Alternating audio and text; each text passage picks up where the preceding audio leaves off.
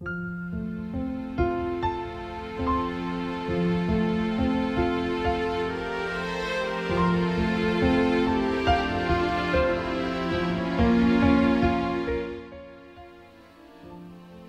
ี้เราทั้งหลายได้พร้อมใจกันทำวัด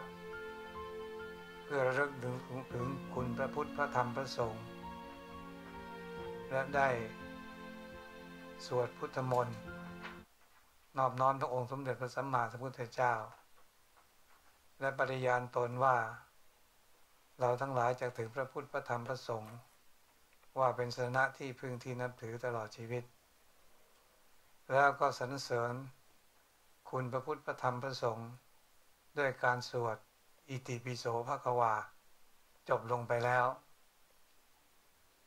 โดยที่เราทั้งหลายนานๆได้พบกันทีหนึ่งก็มีความรู้สึกว่าดีใจถ้าจะตอบจะบอกง่ายๆคือว่าเราพบกันครั้งแรกก็ที่เมืองเวลโดยที่เราอัญเชิญพระพุทธรูปธรรมจักรี50 ปีพระเจ้าอยู่หัวไปประดิษฐานไว้ที่ศูนย์สมถะเซ็นเตอร์ที่โน่นที่ท่านทั้งหลายไปแดดทำกันอยู่ครั้งที่สองที่พบกันอีกครั้งหนึ่งก็ในการที่ได้อัญเชิญพระพุทธรูปหยกเขียวพร้อมด้วยพระบรมสารีริกธาตุมามอบไว้ให้ที่วัดนี้ครั้งที่สามคือวันนี้ที่มาวันนี้โดยพร้อมด้วยคณะมีท่านเจ้าคุณอัตกิจโกศลหรือท่านอาจารย์อนิรมานด้วยพร้อมท่านดร.กำหมายเราได้มีวัดใหม่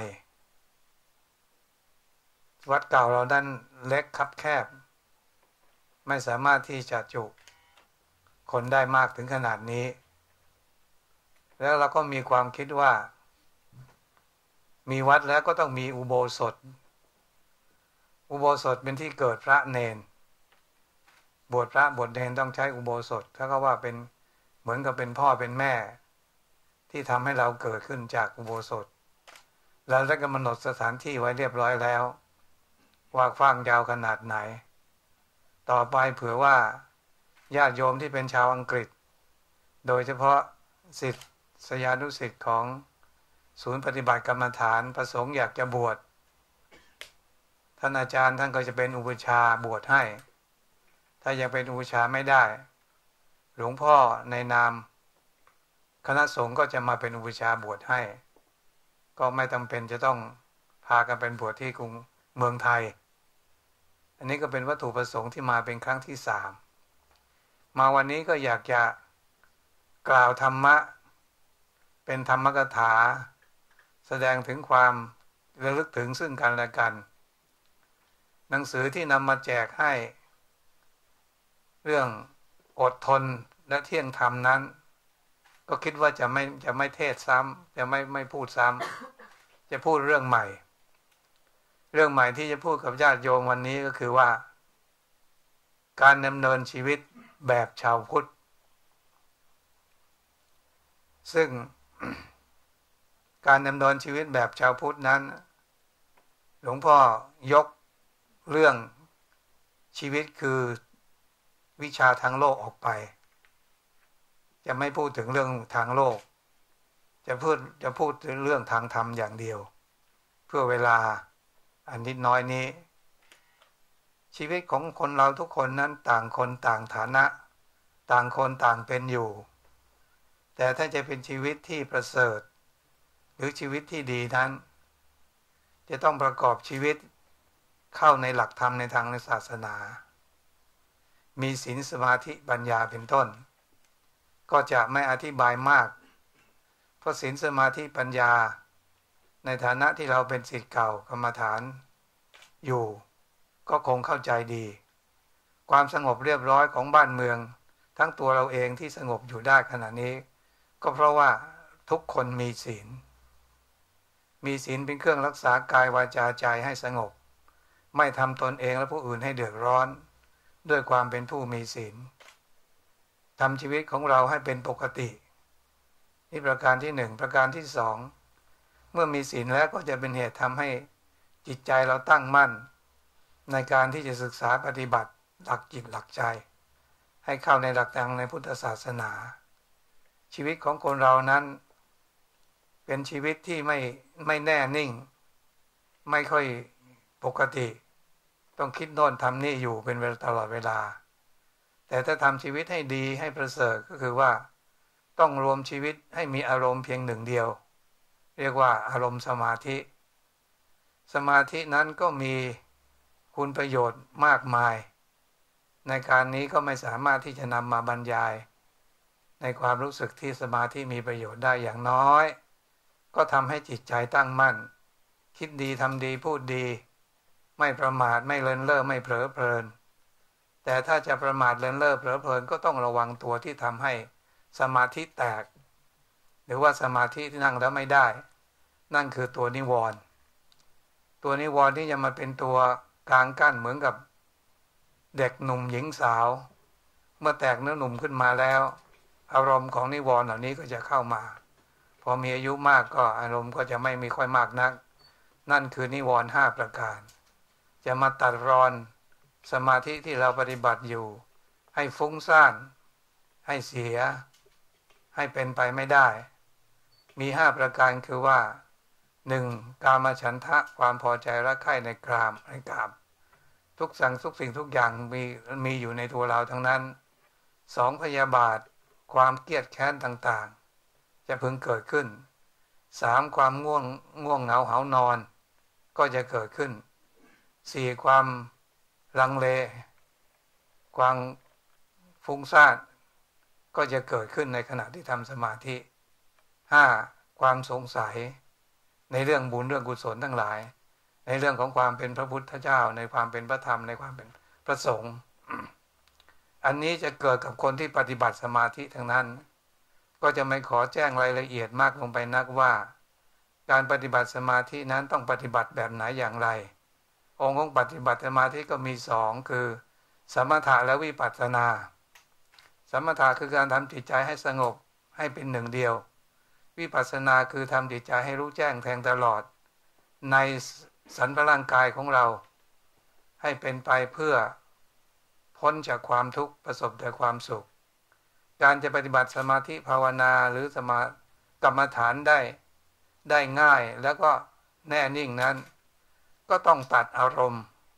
คือตัด2อารมณ์ส่วนที่เป็นอดีตออกไปอารมณ์ส่วนที่เป็นอดีตของท่านทั้งหลายของเราทุกคนที่นั่งอยู่ณที่นี้เนี่ยต่างคนต่างก็มีอดีตกันเรื่อยๆกันทั้งนั้นอดีตที่แสนเศร้าบอกก็มีอดีตที่แสนสุขก็มีเวลานั่งสมาธิเนี่ยมันจะเข้ามาทำให้เราเหลิงละโลงเหลิงล้ำเริงไปกับอารมณ์ที่เกิดขึ้นคือผิดจากความเป็นสมาธิไปทันทีประการที่1ประการที่2คือเมื่อนั่งสมาธิแล้วเนี่ยเราอย่าไปตั้งใจว่าจะทำให้จิตเร็วๆให้จิตสงบเร็วๆให้เป็นสมาธิเร็วๆถ้าอย่างนี้แล้วเนี่ยเป็นการสร้างกิเลส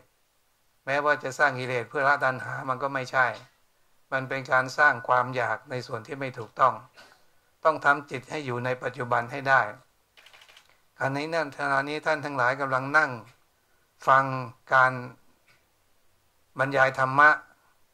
ในหลักของการสร้างชีวิตในทางธรรมในทางธรรมถ้าเราไปมีความอยากเกิดขึ้นในการปฏิบัติสมาธิก็จะหลุด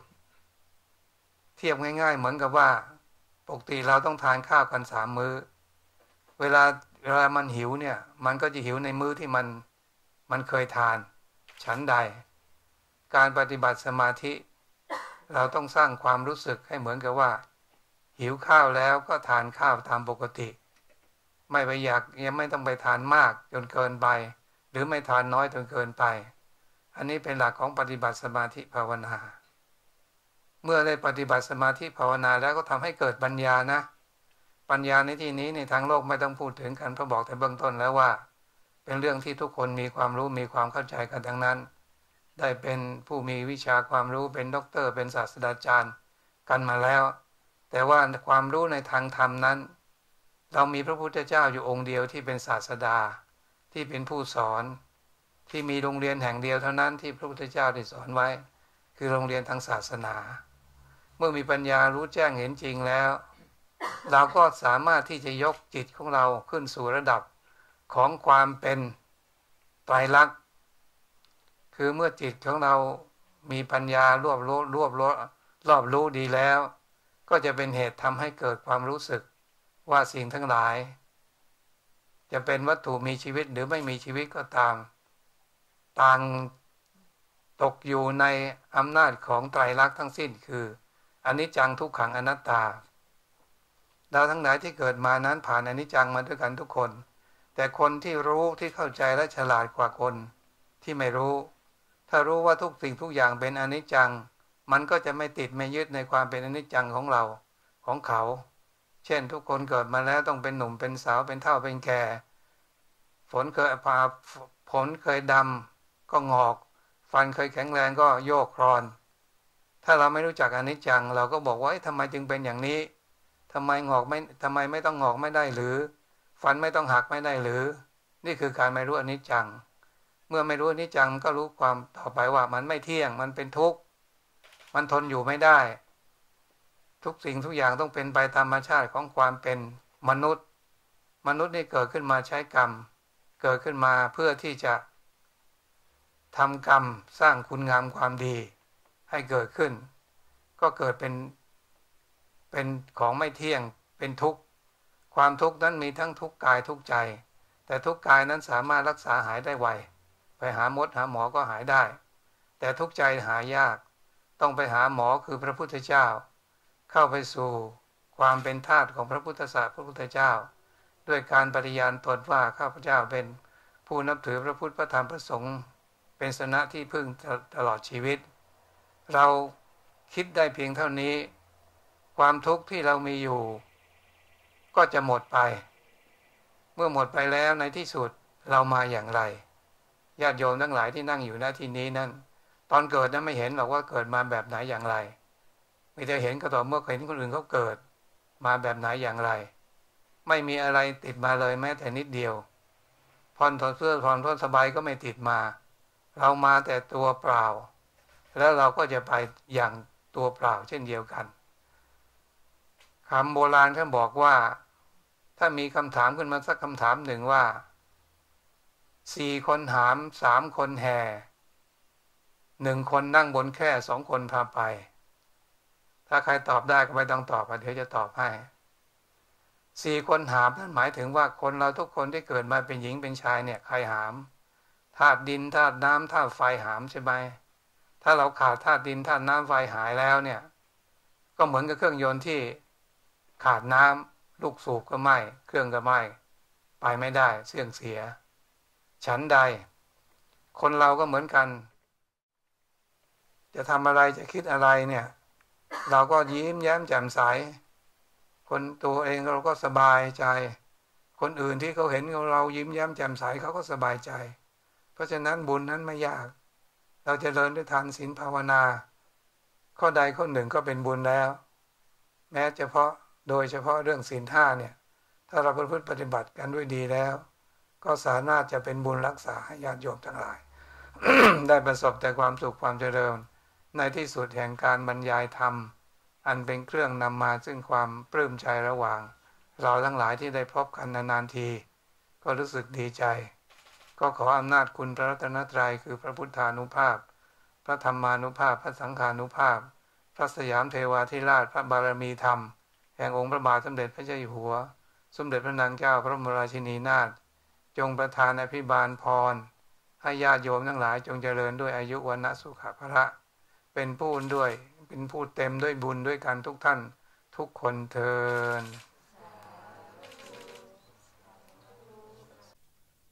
We are here this evening getting together with good intentions and then we have started our evening by recollecting the triple gem which is the Buddha, the Dhamma and Sangha. At the same time, we took refuge in the Buddha, the Dhamma, and the Sangha. This is my actually third visit. My first visit was, I think it was in Wales with the group of Samatha when we brought over the huge Dhammacakka or the Dhammacakki Buddha, the huge Buddha image in the posture of giving a first sermon. And my second visit was again bringing another Buddha to this United Kingdom. The Buddha, what you have seen here, it is the green, dark green, or emerald Buddha. And this is the third visit, which is coming here for another reason. Well, we can see that we are gathering here in a big group. In fact, we had an older temple, which was very small indeed, and then it was not able to serve in a big group like this one. So the third sort of visit is actually I'm here to consider in creating what we call the boundary sort of ceremonial place or ceremonial spheres we call uposatha, ordination hall, which means that after we have set that hall or kind of a marking boundary stone in a way that we are able to give ordination even in this very land instead of going all the way to Thailand, and then it is not so in a way that it's costly, it's not comfortable. But with this kind of a ceremonial boundary, which you have it here, then you can create, you can produce your own monk here. To give ordination to a monk is just like a parenting.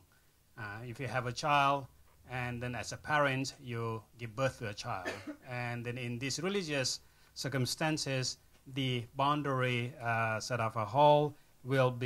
act as a parenting or as a giving birth to a new monks. In terms of ordinations, importance is given in Buddhism is basically on nurturing the other half, which is more important than the secular or the bodily functions, that is a mental or the mind. And that's why if you're able to do that, it is called you have a noble life. Your life is even better than what we expected or what we are living. What is a noble life? In fact, is very easy. To have a noble life, you need to develop three different kind of things. And that is what we call the actually heart of Buddhism itself. The development of what makes you noble is that the first is that the sila. Sila is a precept, or in a way that it is more about the keeping the normalcy. And then the second one is samadhi. Samadhi we generally translate as a meditation, or sometimes it's concentration, and so on. And the other one is wisdom or panya. What are these three things then? Sila, which we are, in fact, we are aware of it in every moment. If we look at around us, we will see that how peace, even in this room, how peace we are in this country. And having that peaceful environment and harmony, in fact, is the influence of a sila, or the precept, the normalcy. Because the precept, basically, we are talking about the social relationship here. We are talking about relationship here. We are talking about how we upkeep, how we sort of are trying to maintain that relationship as a human being, how we treat each other as a human being. And that is to keep the human being relationship in a normal stage, or to become normalcy, is basically the sila. And that is one part we have to develop as a part of a noble life. The second one is that as we are living in a society, of course we do have that normalcy of social relationship, but it is not enough with our life. Then we need to develop what we call our own mind. And that is what we call concentration or meditations. Why we need that? Everyone knows that our life is so complicated. Since we wake up in the morning until we go into the bed, even in the night, while our body is still taking rest, our mind is still busy, but still busy. So in a sense that our life is so complicated, our life is always engaging. And then once you're engaging all the time, your life is always never take a rest. Your mind is never take a rest. So the whole idea of concentration, sort of a meditation, is that bring that to a pause. Just as you need a rest for your body, for your busy body,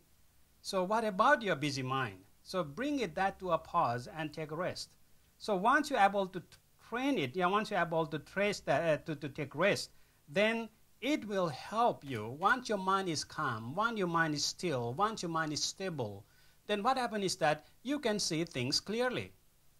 Once your mind is very concentrated, once your mind is just like water, it is just a still water. Once the water is still, then you can see through it. Then the whole idea of the,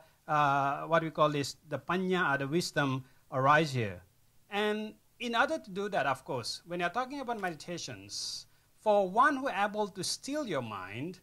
that will be the first step to develop your life into a noblehood. However, when we're talking about meditation, there are the 5 hindrances. He's always hunting us in order to meditate. For example, we know that when we sit, when we trying to concentrate or meditate something on, then we find that our mind is never still. Our mind is always trying to grabbing on in something else, is always trying to hang on in something else. Sometimes you haven't resolved the one issues, but we are already jumping into other issues, just like a monkey mind. So in a sense that those monkey mind is created by the 5 hindrances. What are those hindrances? It's called the kama chanda, means that you lost on it. In a way that you are greedy, you are attached onto something. And then once you attach on that, something you are, enchanting with that, then you forget everything. You forget even what is good and what is bad. And that's one of the things that it's really make us ignored or ignorance. And then the second one is that the aversions. Then sometimes you are clinging on to some of the words, some of the friends' ideas, and so and so. And then you cling on to that, and you started to have this aversions. Your mind is not settled down. You always want to revenge. You always want to do something about that. And that is another sort of emotions and idea which do not keep, which is make our mind never able to still, keep it still. Other one is very simple, is that when we try to sit, when we try to do something, some good things, what happened? Our sleepiness started to kick off. Then we started to, then all this drowsiness, sleepiness started to kick off. Again, that will prevent us on doing the good thing of the kind of working of the awareness. The fourth is that not only sleepiness, sometimes our mind goes off. So our body is here, your mind is already in Oxford city center maybe, or somewhere, whatever you want to, what I'm going to eat for my dinner or so on. So your mind is always, going away from where you should be. And the fifth hindrance will be that it will be something that you are always in doubt. What I'm doing it right or wrong? You are always not able to put your mind to a sort of firm ground. You are always in doubt. Once you're always in doubt, that doubt creates more complexities in that sense. So those are the hindrances which will really block us from practicing to our noble life. Talking about meditation, of course, everyone knows that in Buddhism there are 2 types of meditation. That is called samatha and vipassana. And those samatha and vipassana is that a different way of doing it. Just one is that based on concentration, one is you develop one more step by thinking more thoroughly, by investigating more of your mental phenomenon and everything else. But what is the benefit? What is the something which we should do in terms of practice of meditations? Not only 5 hindrances, but when we practice, the something which will come is that the 2 emotions which always arising within us. One emotion is that recollection of a past.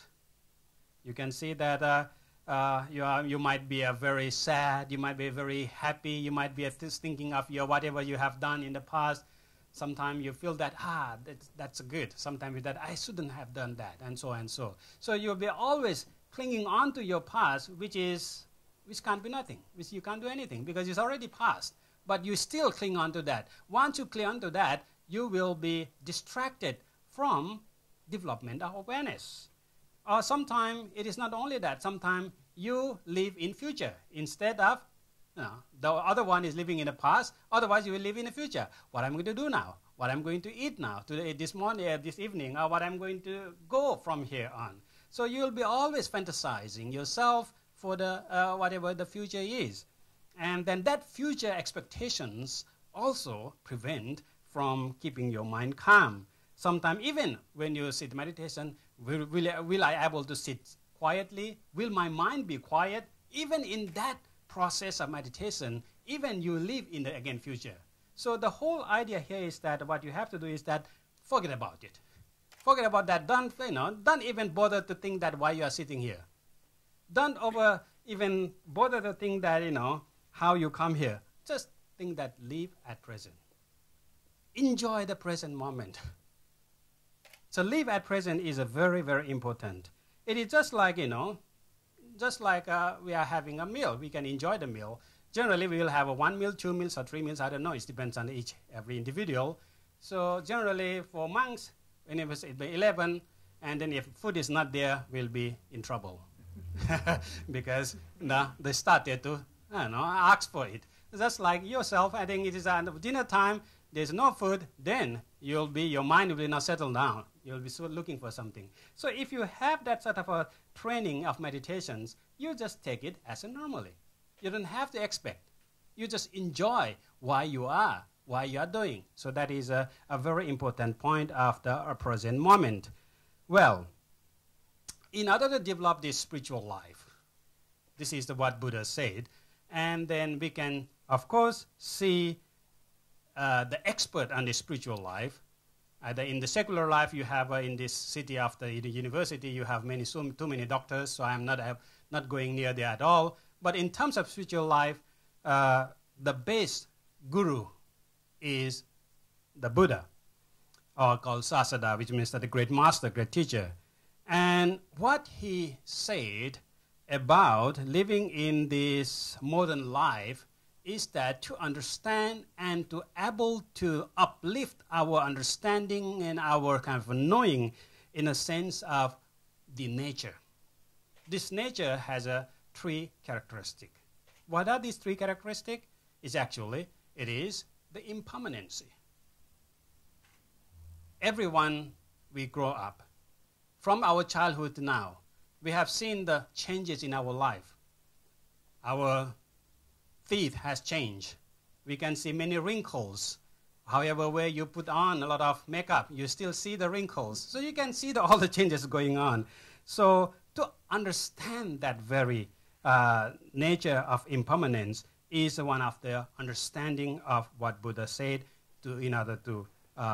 uplift our life in a more noble life.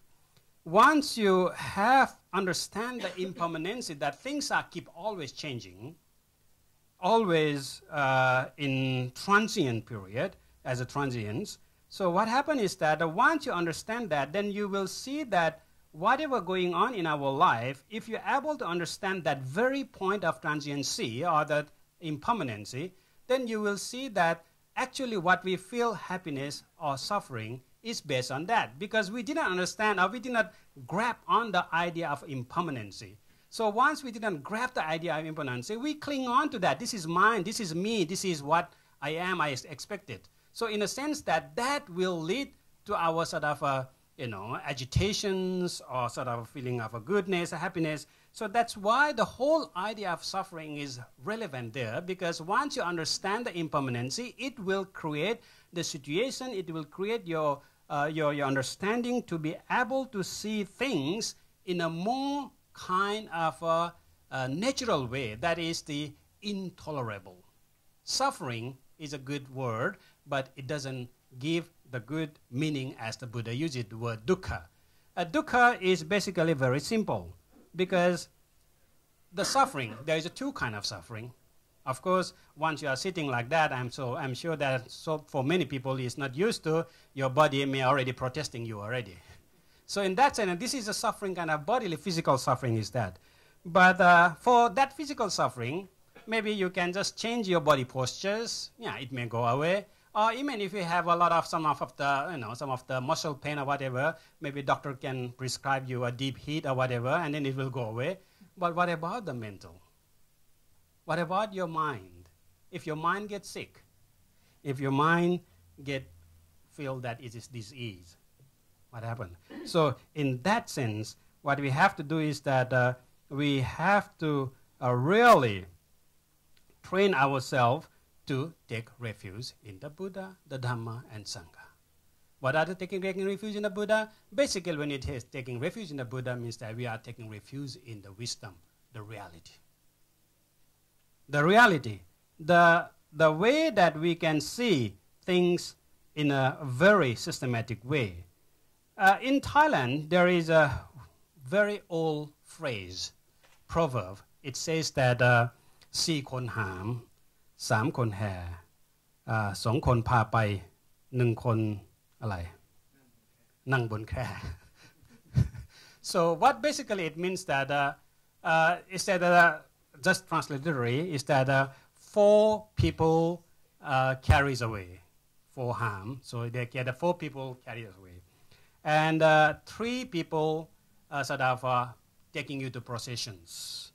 and the 2 people lead you, and 1 people sit on the chair. Is a kind of a rhyme for you. So what does that means?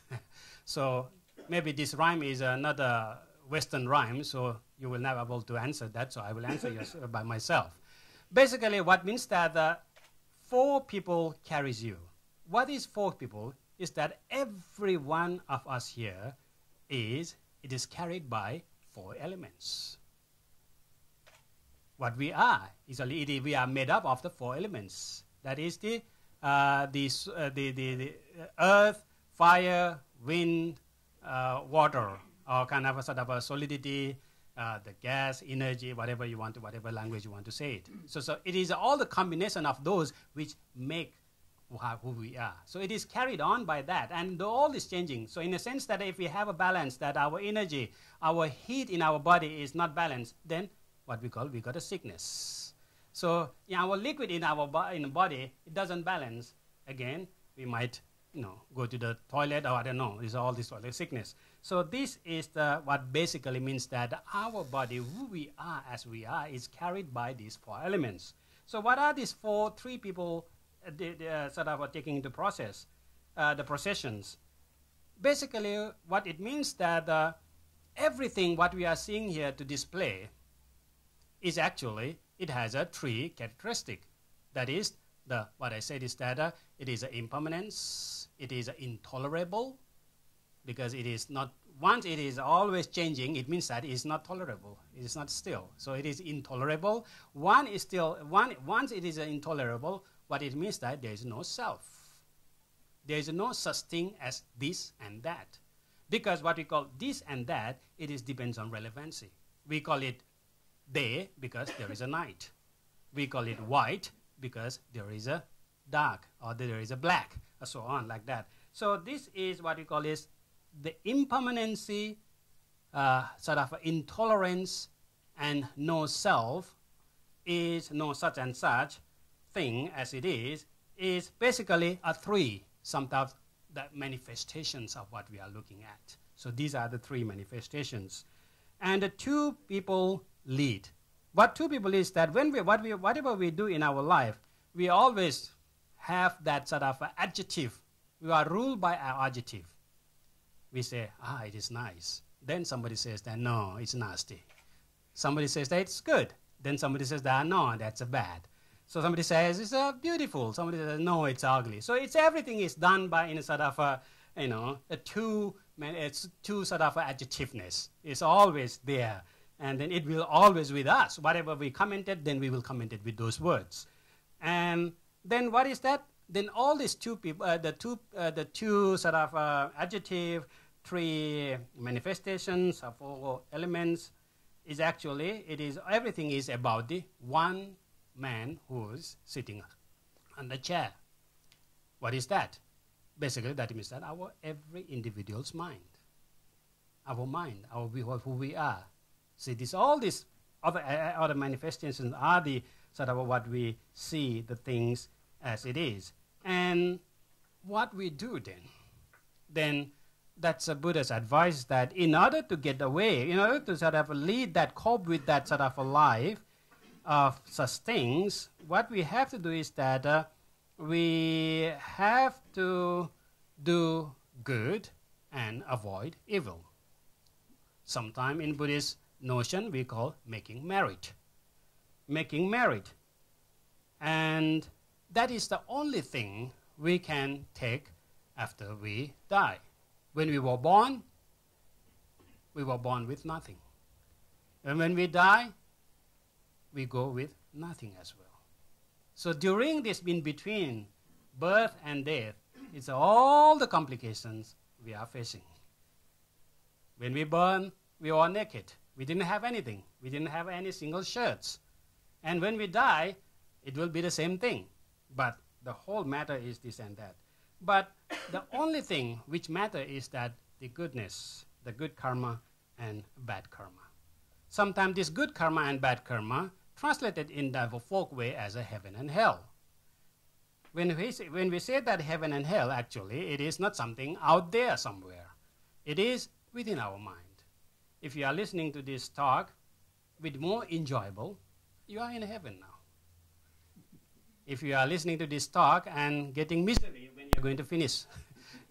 when you're going to shut off his mouth, then you are in a hell now. So this is a very easy way of looking at that. So what we have to do to noble our life, to make our life noble, is that's why we have to study this the true education, basically the education of social relationship, education of resilience, and education of reasoning of wisdom. That is a three sikha, or the whole idea of a sila, samadhi, and panya. Of course, we have to understand how our life is moderated, how our life is sort of built up on these three, again, characteristic of the impermanence, suffering, and no self. And all those things is manifested in terms of a sort of a merit, or good, or enjoy, or other one is evil, bad, or sort of a bad karma, or sort of a suffering. So these are our manifestations. So I hope that with understanding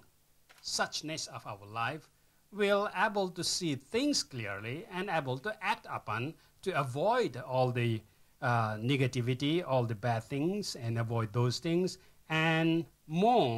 develop more towards the whole idea of merit, which basically called bun or punya, which is actually simple as the whole idea of cleansing your mind from the greed, aversions, and ignorance. And that is what basically merit means. So if you can reduce the level of your greed, if you can reduce the level of your aversion, your anger, if you can reduce the level of your ignorance, then you are considered as one who has a many bun, or one who has a meritorious man. And that is a parallel to what we call a noble man. So on this third occasion of my visit here, and then I didn't have anything to bring with me. I'm not a rich man, so I don't have any treasures to give you as a gift. So I can bring some of the gold or some diamonds. So I didn't have that. So what I have is that this treasure of Dhamma, the teaching of the Buddha. So I hope that with this teaching of the Dhamma, make you understand the things in our life, and then hint you or to help you to cope with your life more easily, and then more kind of improvise your life to a better way. So simple idea, but we started with kind of recollecting the Buddha's virtues, Dhamma virtues, Sangha virtues, even after 5 precepts, which basically means that precept, which basically means that pokati, which is the normalcy. So generally, the precept is not a precept, but precept means that what defines who you are as a normal human being. So if you can this normalcy of human being, and then you can increase your experience of more ecstasy in terms of spirituality, and then avoid a lot of all these dissatisfactions and suffering, and you have that level of yourself is satisfied, yourself is happy, at the same time you are not creating trouble and suffering to any other people. And then that is the whole idea of Dhamma practicing, and this is what make our life noble. This is the Buddhist way of life. So in the end, may I invoke upon the power of the triple gem, the Buddha and Dharma and the Sangha, and also all the good deeds which accumulated by His Majesty King and Queen of Thailand, and every one of us here may be the factor for every one of us to achieve such a peace, happiness, and success in everyone's life. Luangpor talks about Buddhist way of life involving three kinds of training, or three aspects of training. If you look at this from the practice, from the aspect of mindfulness practitioner, meditation practitioner, you can see three aspects of meditation. In other words, meditation is to be as inclusive as all those three aspects. And the first aspect is about being mindful of our action. And Luangpor mentioned about the 5 precepts as minimum. That's to make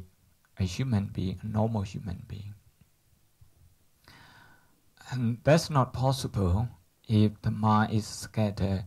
all over the places, jumping here and there, and if the mind has no home.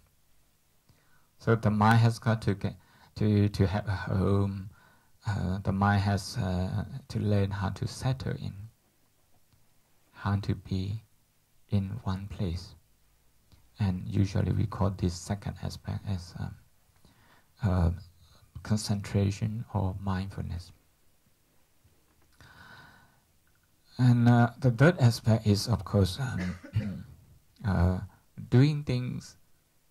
that make social relationship harmonious, and then training our emotion to settle, to be still, to calm down, to be at peace. But this can only be internalized only when there is understanding of how an action can cause suffering within ourselves and to others, how a certain emotion can cause uneasiness within our heart, and how a certain emotion, how the same emotion can cause other feel uneasy. So that kind of understanding, that kind of wisdom is the last aspect of the three aspects. And this is what the gist of what Luangpor had just said this evening, and I'm translating this into a pragmatic meditation reflection. A few weeks ago, I mentioned that meditation practice or mindfulness practice has to be inclusive on 2 points. The first point is that inclusive in terms of qualities. So this evening, Luangpor talks about concentration, Luangpor talks about wisdom, Luangpor talks about effort, and those are the qualities which help mindfulness to grow, and actually mindfulness also help bring them up. So they are complementary. So when we talk about mindfulness, it's not mindfulness alone. It's not a single quality that we are after. We are talking about a whole range of quality. So being inclusive on the first point means being inclusive in terms of qualities. And those three training, if we expand them, we can expand them into 8, as we know Noble Eightfold Path. We can also expand them into 7, the 7 factors awakening mind. We can also expand them into 12, into 37, and so on. This is to say that in Buddhism, you can talk about concentration, you can talk about mindfulness, but it's not to be understood alone, and it's not to be understood as a single factor that we use as mechanism to get something, to arrive at something, but rather to bring about a whole range of quality. So this is the first point of being inclusive. The second point of being inclusive is about the object that the mind focuses on. When we talk about mindfulness, it's not mindfulness alone. It's not mindfulness alone. We also talk about, Luangpor mentioned earlier, about the activities of the mind that become hindrance to the mind itself. So the 5 kind of hindrances. And we begin with breathing in and out, but we also take on those factors as meditation object as well. Before that, we encounter pain, numbness, etc. And our meditation object, has to be as inclusive as including that, incorporating pain and all sorts of sensation, incorporating thoughts. Meditating on thought is as good as meditating on breathing, meditating on emotion, meditating on the 3 people in the procession that Luangpor mentioned poetically. That is the 3 characteristics of